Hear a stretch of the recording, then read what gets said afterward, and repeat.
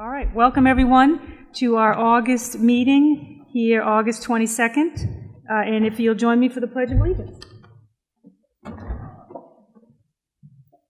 Allegiance to the flag of the United States of America and to the republic for which it stands, one nation, under God, indivisible, with liberty and justice for all. Thank you very much, and we'll just introduce the members of the school committee. On my right, Mrs. Lillian Holbrook, Mr. Michael Dolan, the vice chair, our superintendent, Mr. Swenson, and we have Mrs. King on my left, and Mr. Marrera, and myself, Susan Prewandowski. Mr. Gelfi is on his way, and Mr. Hammond and Mrs. Skilparis could not make this evening's meeting. And we'll open up with the approval of the minutes of July 25th, 2018. Motion by Mrs. Holbrook, second by Mr. Marrera. All those in favor? Aye. Any opposed? So voted. Thank you. And we'll move on to our correspondence and recognition. Mr. Swenson. Thank you, Madam Chair. I'd just like to give a quick update in regards to the opening of school. Proud to report that we are ready to open for the 18-19 school year. Our faculty, staff will be returning to clean and well-kept facilities grounds thanks to the efforts of our Director of Facilities, Mr. Paul Fox, and his hardworking custodial, maintenance, and grounds crews. All of these folks have worked this summer through some real difficult high-temperature conditions, and fortunately, there were no heat-related medical issues to report. I would like to take this time to commend all of our custodians, maintenance, and grounds crews for all their outstanding efforts this summer. Let them know that their efforts are truly appreciated. All of the instructional resources, materials, and supplies have been delivered to all of our schools. Class assignments and updated bus route information was uploaded to our PowerSchool parent portal and emailed to parents last Friday, August 17th. All bus appeal decision information was also mailed out through the Postal Service within the last 2 weeks.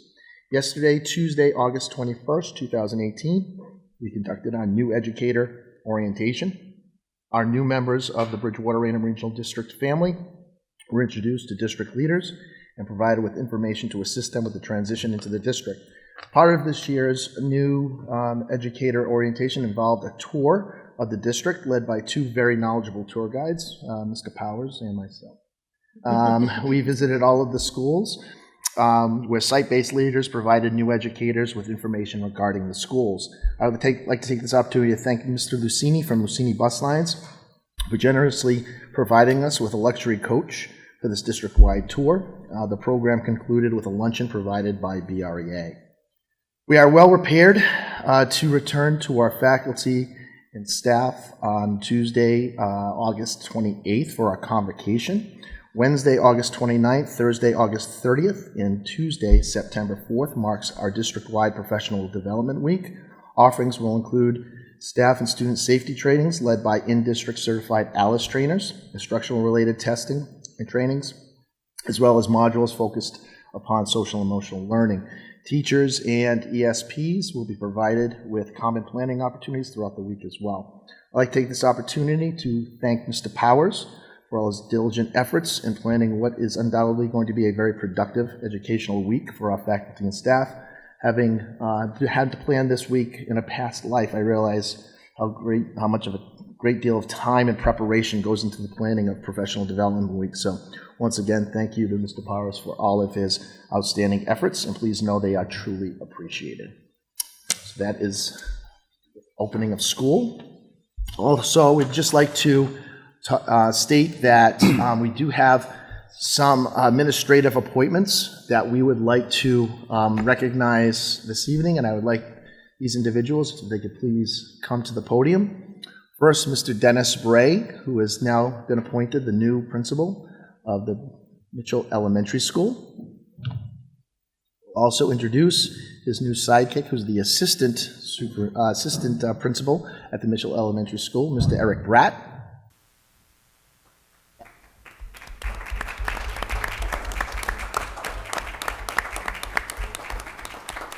At the high school, we have a new assistant principal, Ms. Yolanda Beach.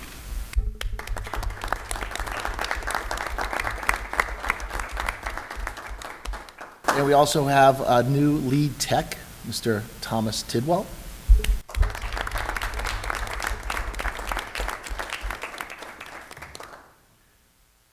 We also have a new principal and assistant principal at the Bridgewater Middle School, and they're actually downstairs in the auditorium right now doing their orientation. The new principal is Tim Califf, and his new assistant principal is Mr. David Hines, who's coming to us from Brockton. So, congratulations to all those folks. Maybe if we could just say a brief Mr. Bray. We'll start with you first. You're the most veteran. I wasn't going to say old, but veteran. That's okay. Good evening, Madam Chair, Mr. Swenson, members of the school committee. I'm very excited for this new role and this new challenge. I'm very happy to continue to work in the district and be a part of the BR One Team, One Family, and we'll continue our great things at Mitchell. Thank you. Bray. Brett? Good evening. Thank you very much for having us. I am very excited about this new opportunity and look forward to the challenges ahead. Speech? Hi there. I am so excited to be in this new role. I've been a Spanish teacher here the past 4 years, and I was an AP some years ago in my other life. So I am thrilled. I love working here at BR with the students, the staff, with everybody. So I want to make that difference. It's going to be a great year. Did well. I'd like to thank everyone for the opportunity for this upcoming year, and I think we can make some tremendous headway in a positive direction. I really and truly appreciate all of the support I've gotten from the administrative staff, and can't wait to really get into the beginning of the school year. Thank you, Mr. Tidwell. Also, I just wanted to announce today, we were able to hire a replacement for Mr. Bray. We'll be replacing the position, but never the person, because Mr. Bray was an icon over at the La Liberty Elementary School. But I am happy to announce that today we were able to hire Mrs. Anita Rodriguez. Mrs. Rodriguez comes to us from Middleborough School System, where she had a 20-year career. She was in 8 years of those 20 years. She served as a building principal in an elementary school of 600 students. She later ended her career as the director of elementary education for the district, so for the last 4 years of her career. So we're very excited to have her on. One of the last administrative positions now we have to fill is an assistant at the La Liberty in Merrill, and we'll be trying to do that in the next few days. So at that point, all of our administration positions will be filled, and we'll have a few ESPs to fill, and then we'll be able to hit the ground running come September 5th. Thank you, Very folks. good. Thank you very much.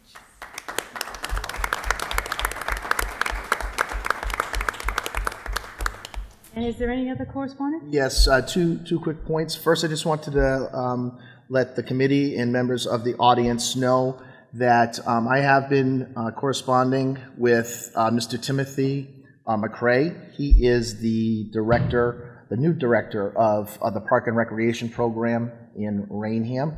And we have been talking about, he has notified us that there is a waiting list, considerable waiting list right now in the town of Raynham.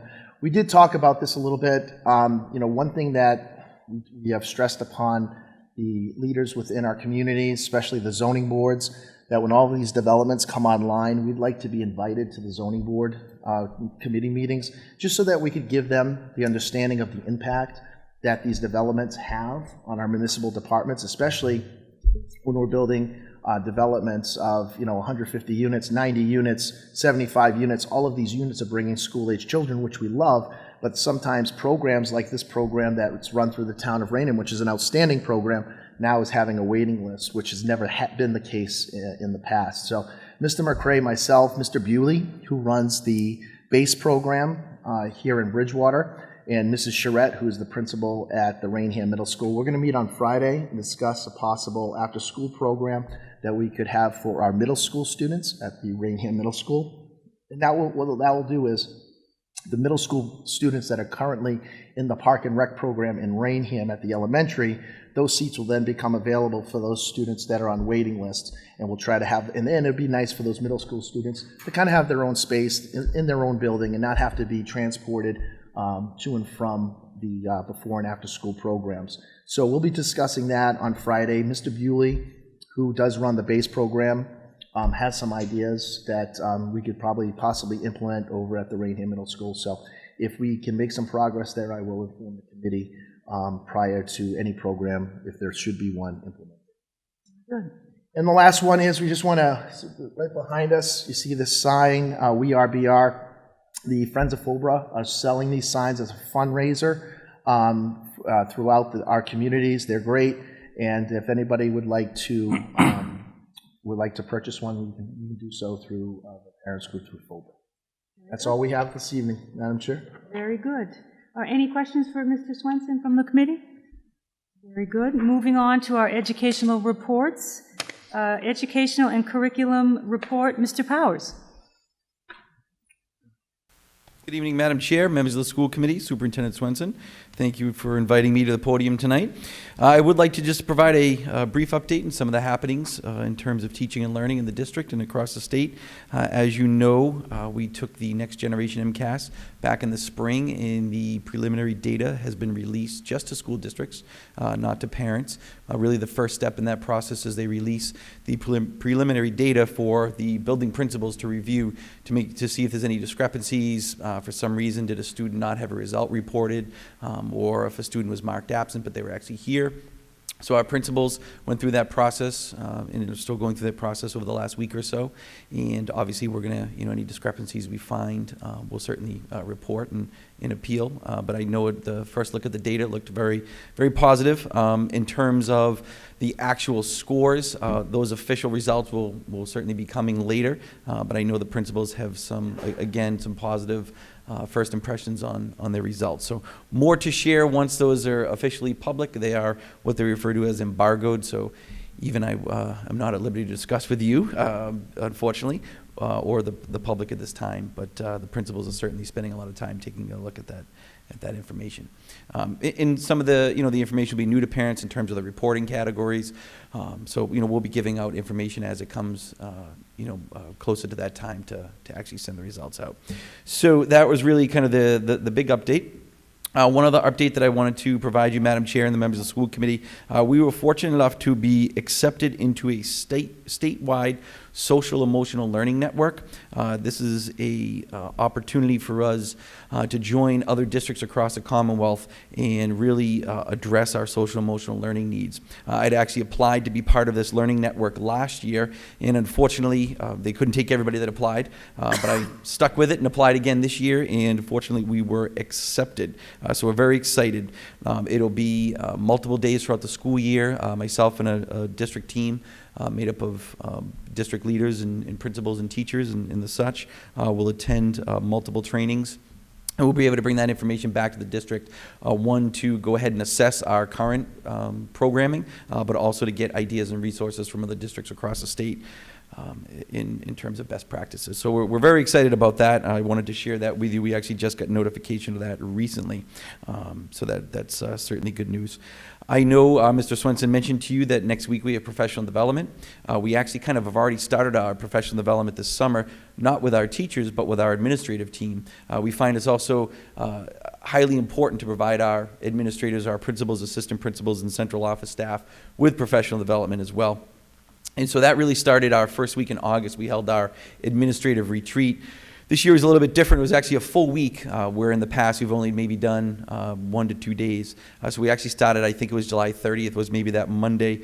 We started with some training about rigor, looking at rigor, kind of coming up with a common definition of it, and then obviously assessing our level of rigor in our individual schools and across the district.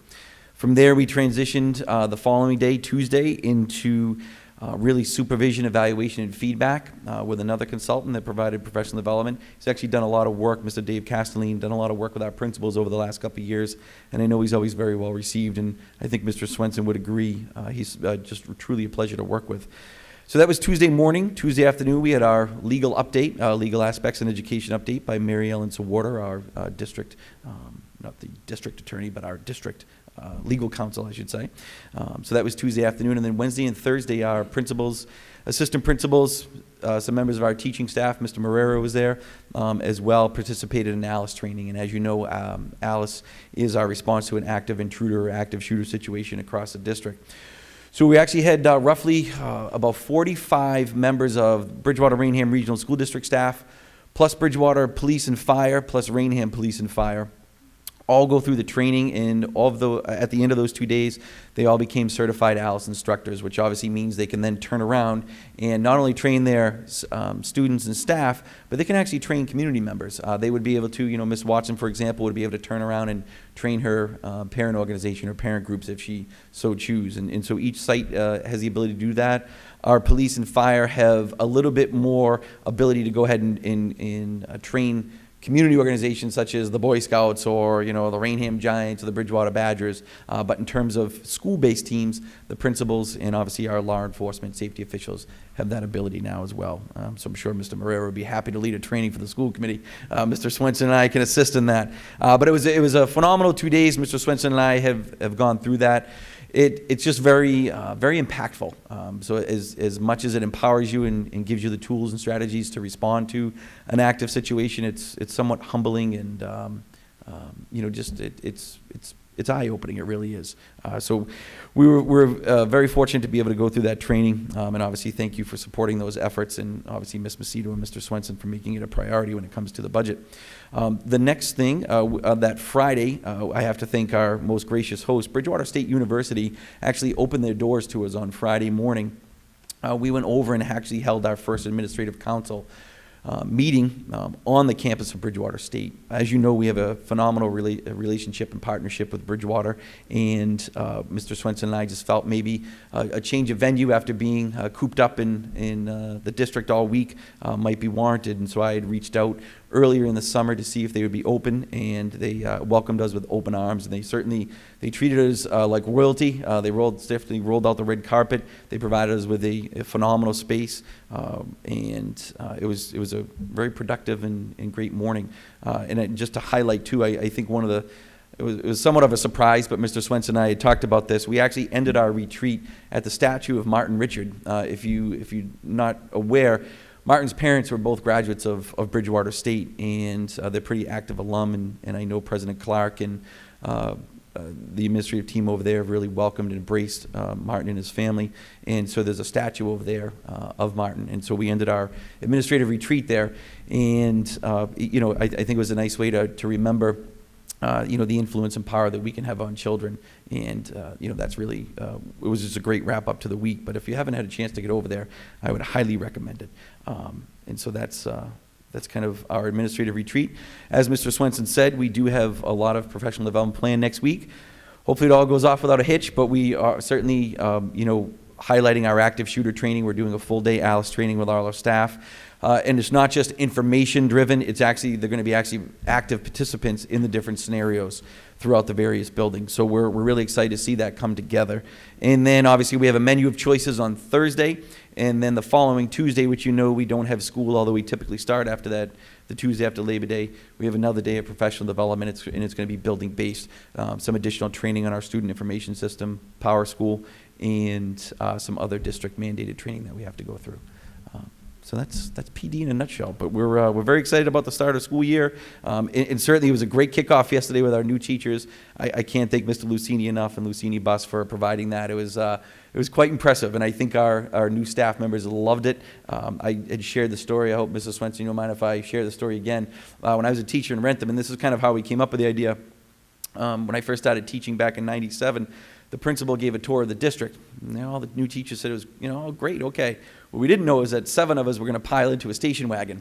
And I spent probably about 2.5 hours riding backwards in the station wagon, getting a tour of the town of Rentham. So we certainly didn't want to replicate that.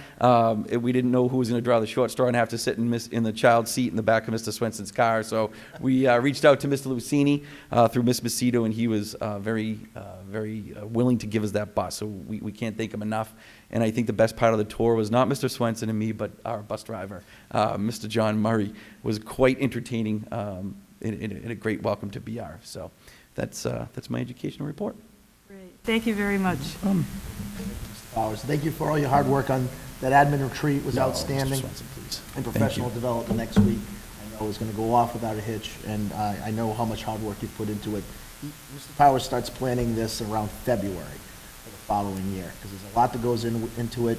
putting the trainings together, reaching out to vendors, making sure we have space available to us, the technology, the resources, everything. So thank you for all your hard work in that area, Mr. Powers. Madam Chair, Mr. Swenson, I wasn't sure if at this point, did you want me to say something about the school breakfast program, or would you like me to wait until Mr. Dolan gives his report out? I wasn't sure how we were going to... Why don't we wait for Mr. Dolan? Perfect, okay. Thank you very much. Madam Chair, if you wouldn't mind, we have two administrators who did come in. They were at their orientation this evening.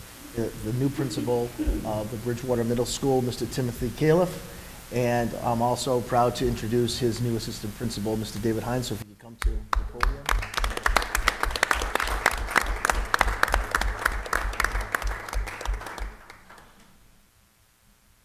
Thank you, Madam Chair, Superintendent Swenson, members of the school committee. I just want to take a moment to thank you for putting your faith in me and having the opportunity to be the principal of the middle school. I look forward to it. I'm looking forward to the new year starting. We have a great family here in Bridgewater-Raynham. I'm very fortunate to be part of it. Thank you very much.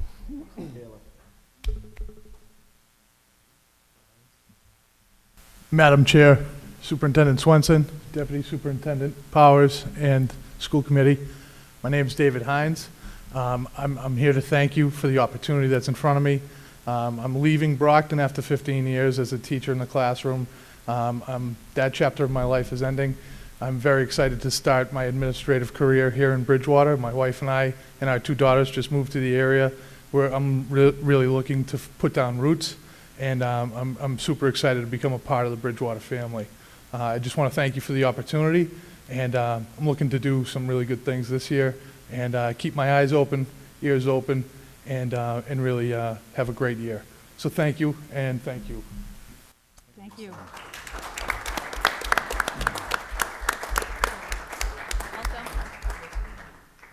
Welcome. Thank you. Thank you. Thank you very much. All right, and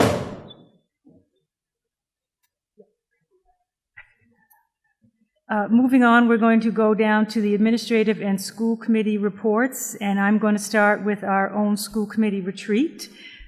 We had a very nice retreat, the school committee. We had ours in the superintendent conference room on Thursday, August 9th. We did have some invited guests, Mr. Tom Tidwell, our lead IT technician, and Mr. James Hardy from the Mass Association of School Committees. And we want to thank them, as well as Judy McDougall, for organizing and attending our retreat. Mr. Tidwell did his best to teach us how to use our Chromebooks for school committee activities, and it is a work in progress. He has his work cut out for him. Mr. Hardy walked us through the superintendent evaluation system and a school committee self-evaluation, and we'll talk about that a little bit later in the meeting. And these retreats, these informational meetings are free to the district, and they are a valuable opportunity to reinforce our roles and responsibilities as school committee members. And I do want to thank everyone for participating. It's a nice night, a relaxed atmosphere. We can ask the gentleman, Mr. Hardy from MASC, just a few questions, open meeting law, conflict of interest, and we do these at least once a year. And again, they are free, so we might take the opportunity to do a few more. It just helps us all really become better school committee members. And that's my report on that. Did anyone have anything to add? Okay. And we're going to move on to the Mitchell School building project update. Mr. Swenson? Thank you, Madam Chair. Since our last meeting, we have had the opportunity to visit several schools that were part of the MSBA project or had worked with Daedalus, who is our OPM, or RDA, who is our designer. I want to thank Mrs. Holbrook, Mr. Dolan, who joined us on those tours. We toured the Wood School in Fairhaven, the Jacobs School in New Bedford. We actually went up to Concord, New Hampshire, to the Krista McAuliffe School, and then ended our tours, not all within the same day, then ended our tours at the Hunkering K-8 school in Haverhill, Massachusetts. This gave us a real opportunity to kind of see what these new projects entail, some of the aspects that are now part of what we consider to be 21st century learning environments. A lot is revolved around STEAM and STEM, which is science, technology, engineering, art, and mathematics. A lot of them had what are called breakout spaces, which are spaces adjacent in close proximity to classrooms that allow for smaller group direct instruction through special education or Title I.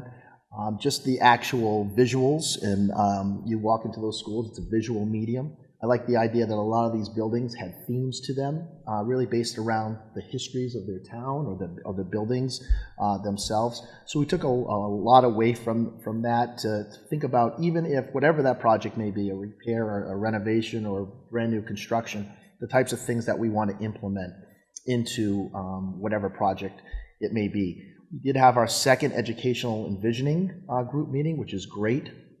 It's a combination of teachers, administrators. We even have some students and some community members and school committee members. Mrs. Holbrook is serving on that. And again, we're starting to talk about the educational programming, what types of things we want to see in a project. Again, regardless of what it is, whether it be, again, a repair, a reno, or a new construction.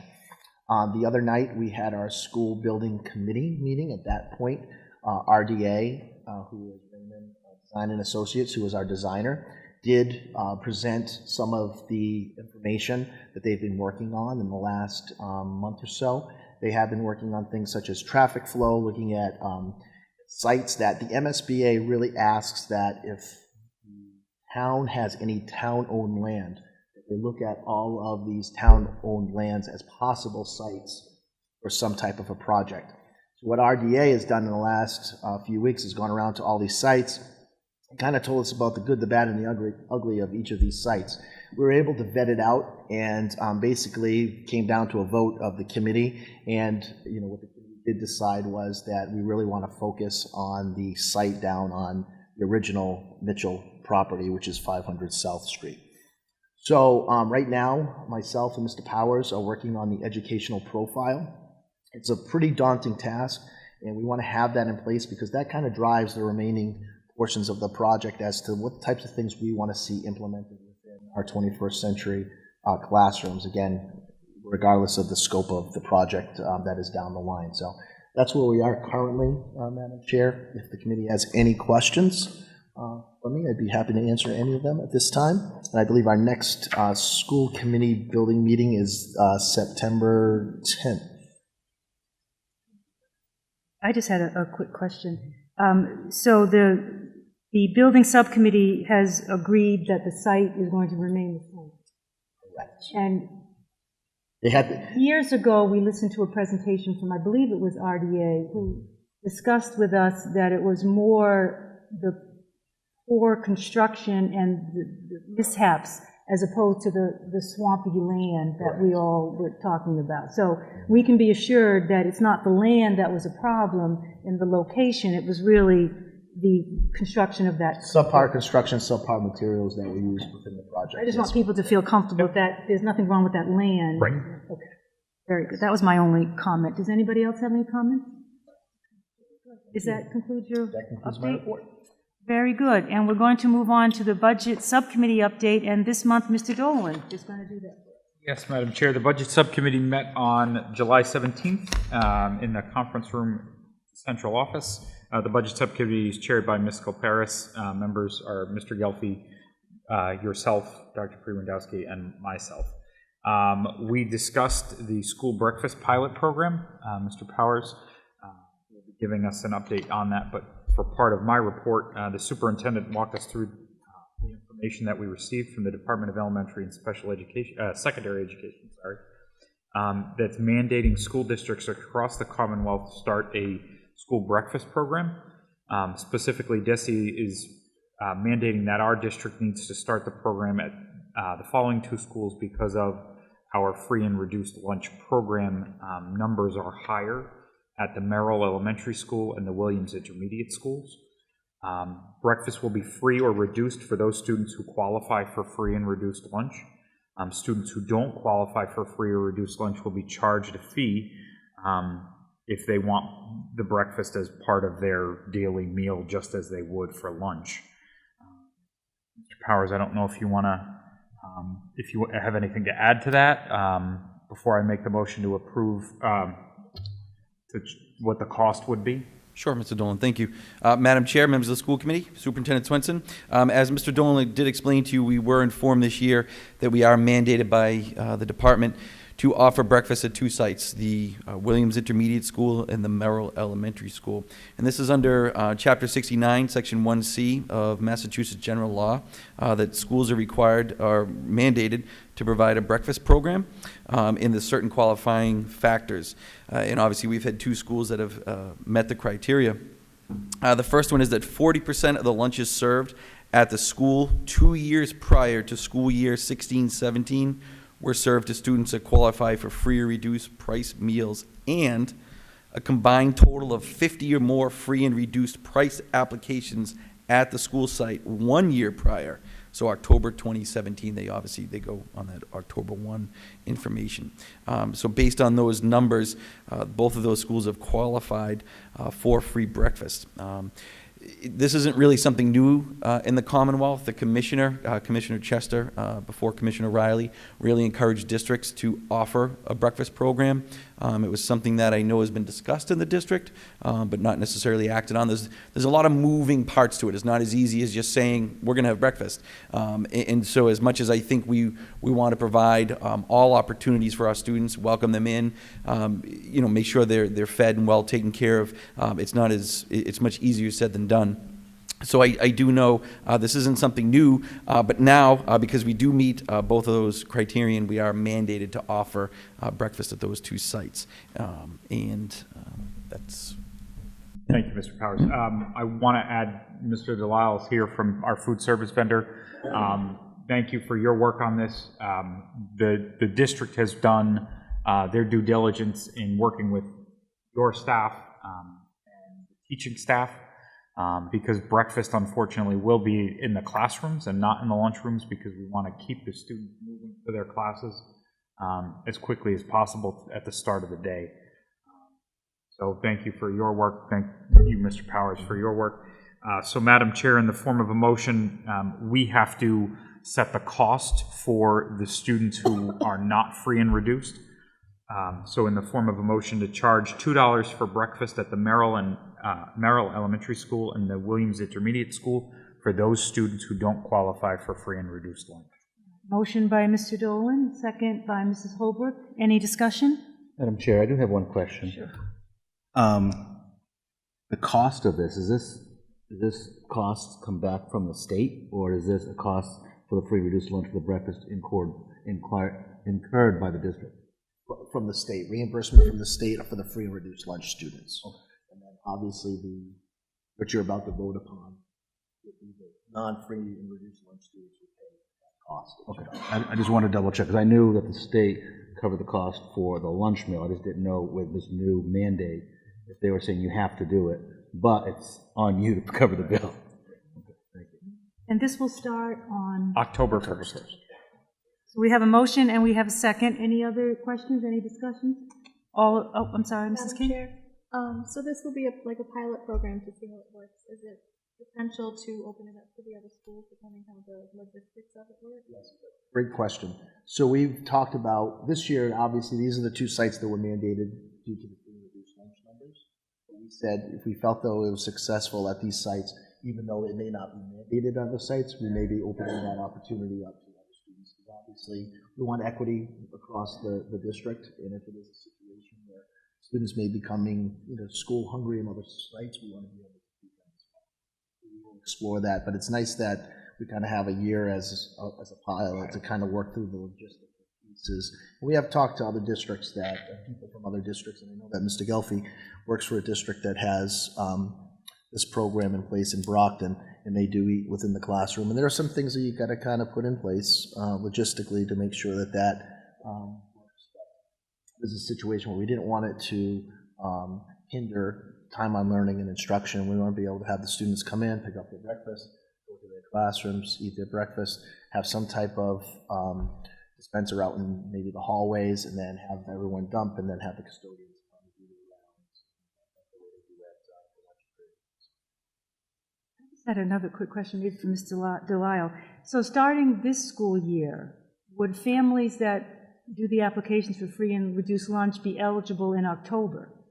So we would encourage everyone to fill out the form because times change, incomes change, and it never hurts to fill the form out, and they would be able to take this opportunity to do the free and reduced lunch as well as the breakfast.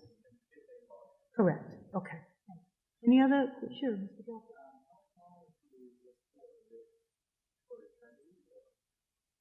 So the mandate, yeah, I would assume if it's coming down from the state at this point, it's something that they see is going to be a long-term goal, and I think eventually probably at every site within the districts.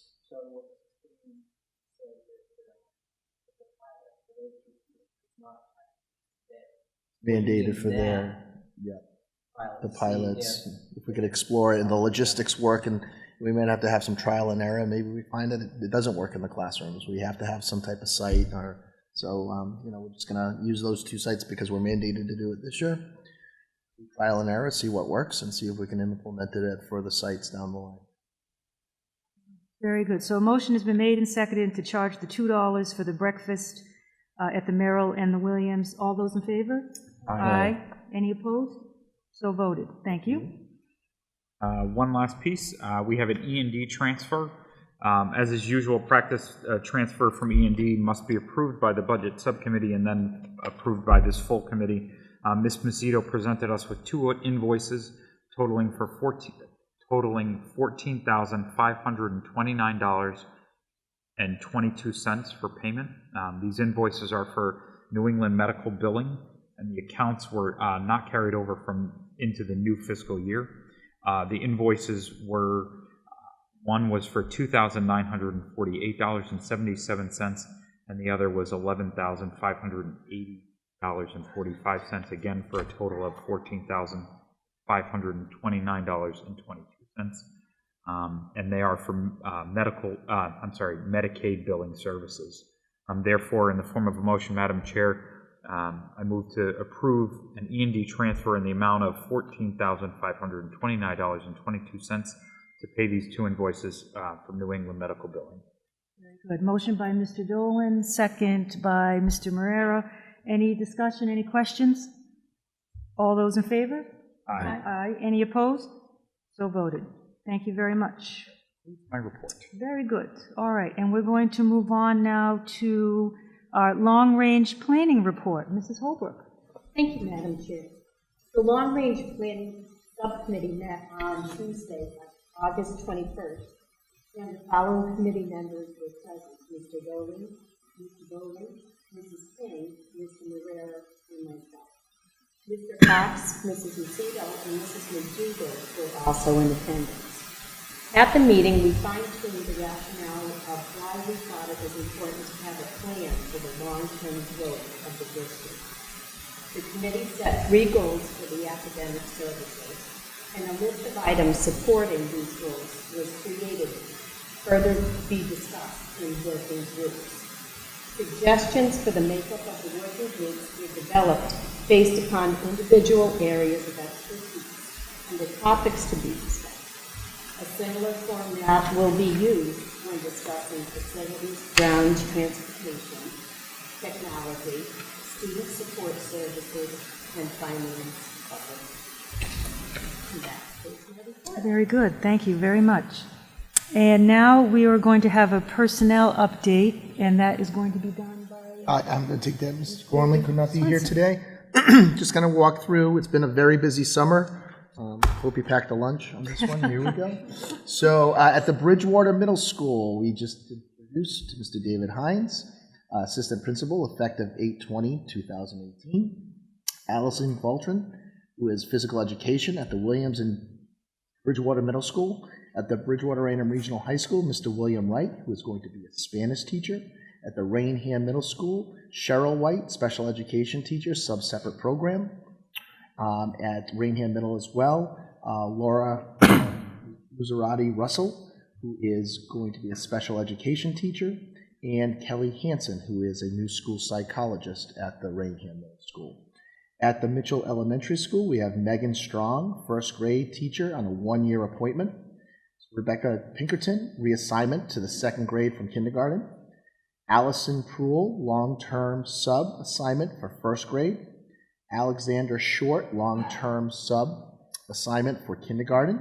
Mr. Christopher Panicia is going to be reassigned from third grade to a position in art.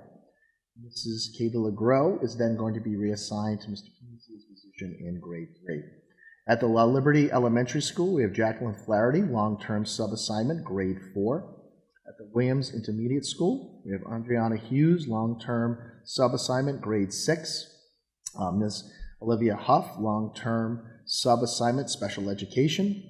And Mr. Iris Slater, custodian at the Williams. We have at central office, Ms. Geraldine Ballard. She is our new administrative assistant for HR at the central office. Resignations. We have one for Mr. Darrell Medeiros, who was an ESP at the Williams Intermediate School. Alyssa Sullivan, who was an art teacher at the Mitchell Elementary School, and Mr. Frank Rosati, who was an ESP at the Williams Intermediate School. And we have resignation for retirement. Mrs. Patricia Herb Burnett, grade 5 teacher at the Williams Intermediate School after 16 years of service. Currently, we have one assistant principal position to fill at the La Liberty and the Williams, and 6 ESP positions. So we are running as fast as we can, and we're trying to get them all done prior to the start of school, hopefully by the start of our PD week. Very busy summer for you. All right, thank you very much for that report. And now we will have our Facilities Department report. Mr. Fox.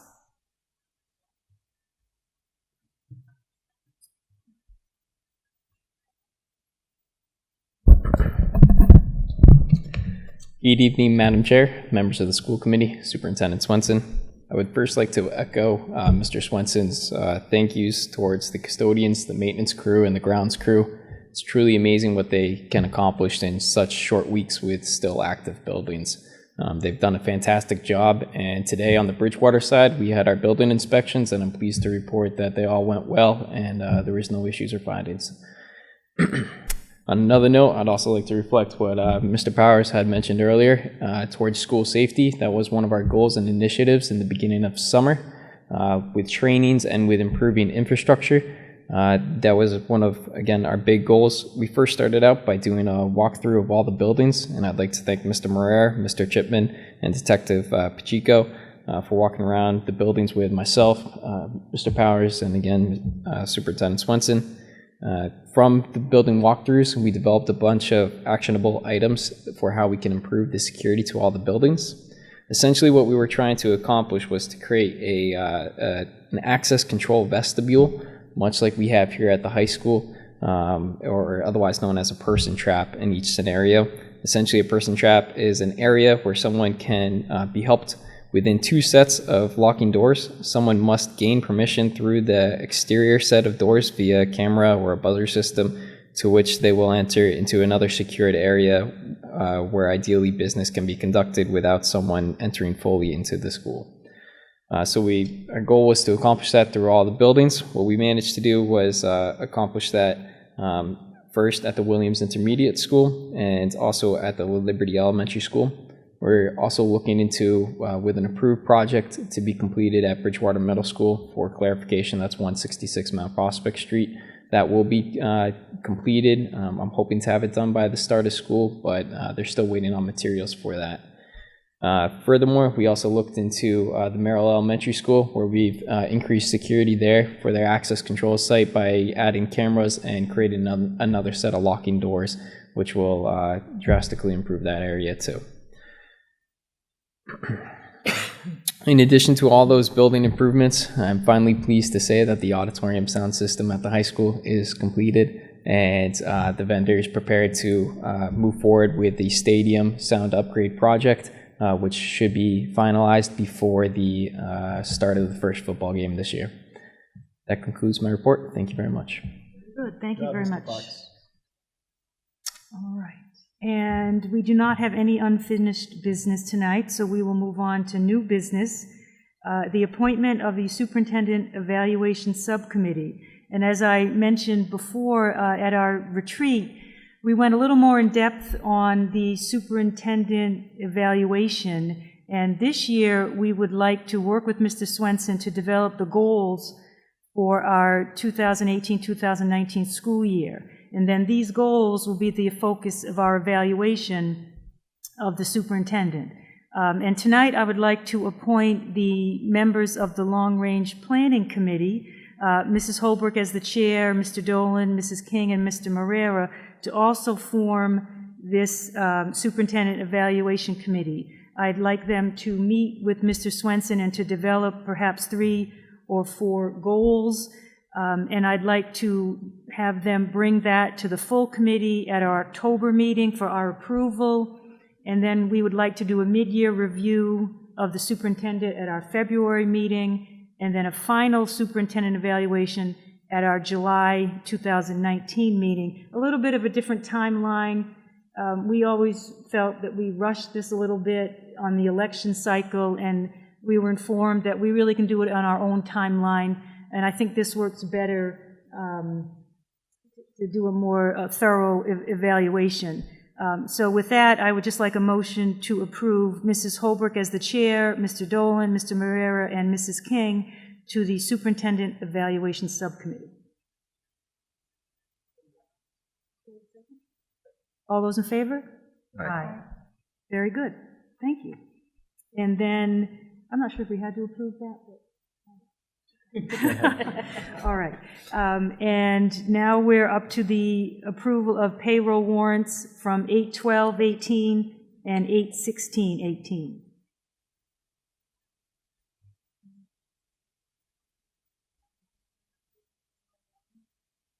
We will post. You want to table the general ledger as well? Okay, so do I have to make a motion for that? Motion to table the payroll warrants of 8/2/18 and 8/16/18. Second. All in favor? Aye. Aye. Okay.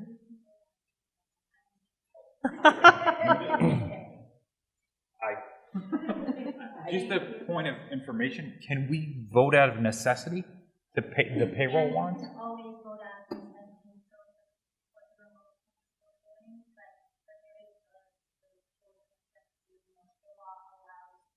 Allows for that. Okay.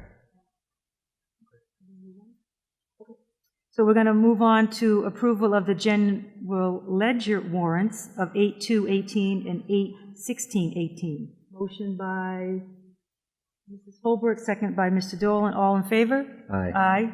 Any opposed? So voted. Very good. Thank you. And now we're moving right along to our public comment. Does anyone from the public wish to speak? Anyone have anything? Sure. Just going to have you come on up to the podium, please, and just give your name and address.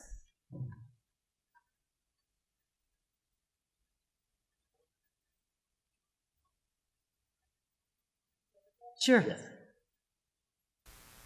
Hi, I'm Colleen Seminelli. I live at 140 Sherwood Lane in Raynham. I appreciate you letting us know about some of the things that you are doing with Park and Rec. I've had quite a ride. I'm still hoping, I'm holding on. I've been calling senators or calling representatives, and I know we did get an approval where we will be getting an extra $155,000 where they went up to the 80% for reimbursement. So again, still crossing my fingers, hoping that maybe reconsidering at least for kindergartners or for kindergarten and first grade. I still feel like that age is very young to send them to Park and Rec, and when I've been dealing with Park and Rec back and forth over the past year, I had contacted on April 24th and had spoken with Andrea, was told I was on a list, everything else, told she would contact me back after May 11th. Then I waited and waited, gave a week, then called, told I would be called back again. And I know she did leave the department and everything else, but just as my son's a little bit older, but my daughter will be coming up in 2 more years to kindergarten, and just my comfort level with sending to Park and Rec of just when I go back and forth, I I feel as though, at least for the young children, I understand there's the budget, everything is going on with the buses and the pay to ride and everything, but just asking to consider, even just for kindergarten or kindergarten first grade, of allowing them, there's so many families in town that use different daycare providers, whether at licensed home daycares, whether at Creative World, other daycares, and my daughter has allergies, so I worry then about at Park and Rec, if they can't keep my name on a list, they've lost my name from the list, how are they gonna know that my daughter can't be around certain foods? And is there a nurse on site that then can give her her EpiPen? So all sorts of things like that that I just worry about, and for a 5-year-old then going to school, will they know her name? So I just find it unfair, and I know you guys see me a lot, but I do find it unfair that other families in town are allowed to use daycare providers to get their children on a bus, and families that live less than a mile and a half, their only option is Park and Rec.